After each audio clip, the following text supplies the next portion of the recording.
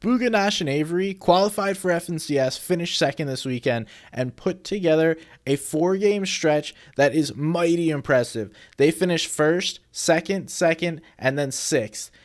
Absolute domination. In this video, we're going to break down how this trio won their first match and some key points that allowed them to be so good during this stretch. First, let's quickly talk about the early and mid game.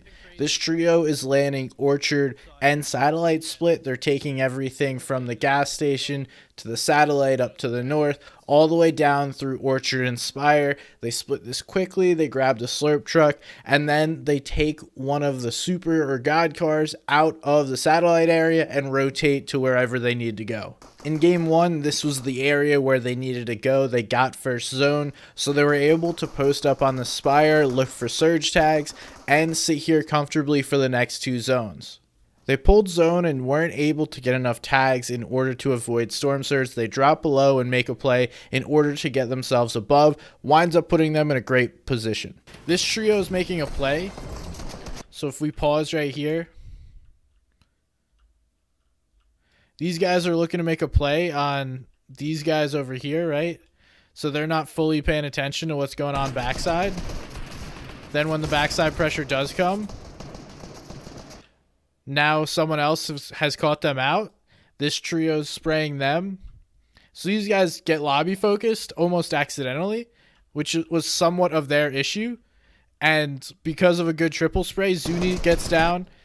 Pressure coming from these 3 straight that way. And then these guys are just getting pinched accidentally. And because the triple spray was not far away, but a few boxes, and these guys didn't react quick enough, plus they also get sprayed, Bugha, Nosh, and Avery just win all this loot. So there's an extra chug cannon, all this extra loot, a free refresh here in zone 4 right before zone 5 pops. Now the trio is going to have to make a rotation here to fit zone. They have multiple pads. What they're going to do is pad from a protected box. This is already built, and you're not going to put yourself at extra risk or spend extra materials by building a new space, trying to protect yourself while building, and then going ahead and placing a pad. This is a common theme that this trio has done because they're going to do it again for 6 zone. Not only are they going to do this from 6 zone, but they're also going to land in a safer area. Instead of prioritizing the front side of zone, where you could or could not have players land directly on you or accidentally land in somebody's box, they're going to land a couple layers or a couple boxes back to make sure they're protected and not going to run into issues. Now let's check out what they do during moving zones. Now we got Avery, front side of the tarp. Avery's going to be their main tarper and consistently put them on the front side of zone. And they're in a really good spot because they pushed further into zone than most people. Avery's got the pep so he can grab priority on this. And he's tanking Storm. Like, literally, they don't care about Storm. They have 2 chug cannons and should not be worried in the slightest about tanking Storm damage. The only thing that's going to be a problem for them is potentially taking, like, or getting cut off. If they stay frontside here, if we do a quick mat check, they're big chilling. Need like a refresh or 2.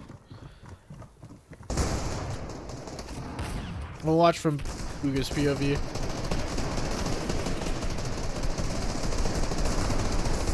Like, that's exactly what you need.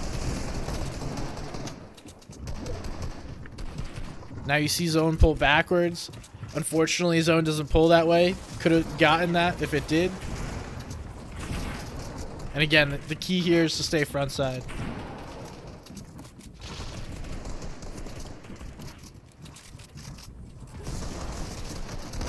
But the mats are dwindling, so we need to make a play. And that's what we're seeing here.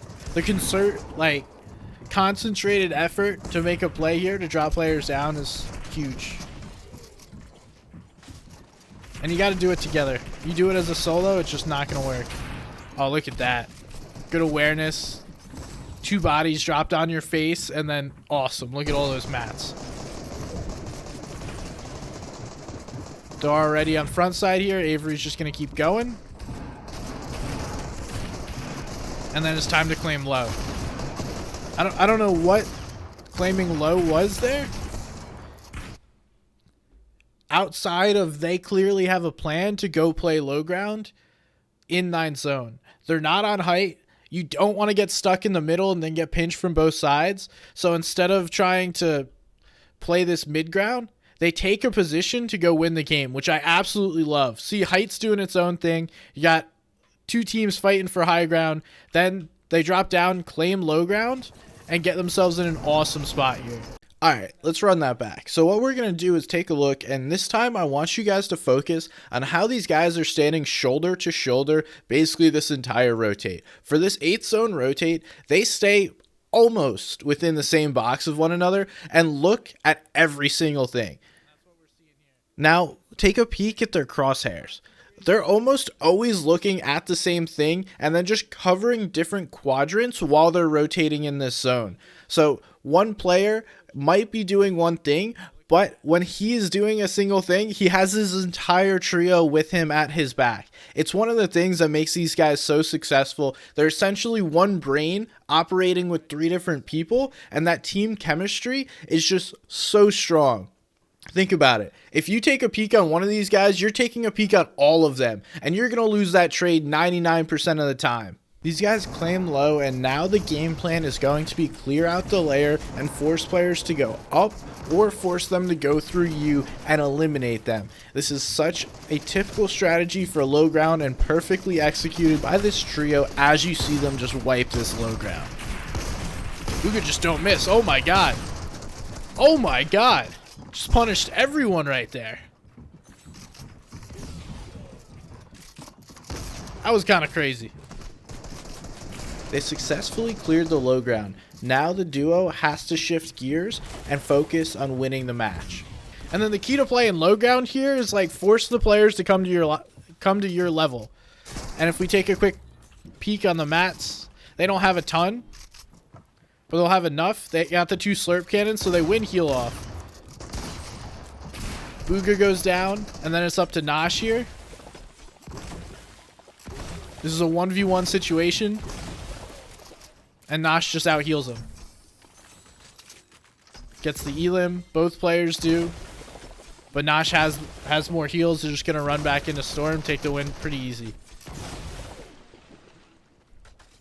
And they must be marking chug cannons when they see them in Storm, because he went right back to that. Right back to that. He was ready to play even more of a heal off if necessary.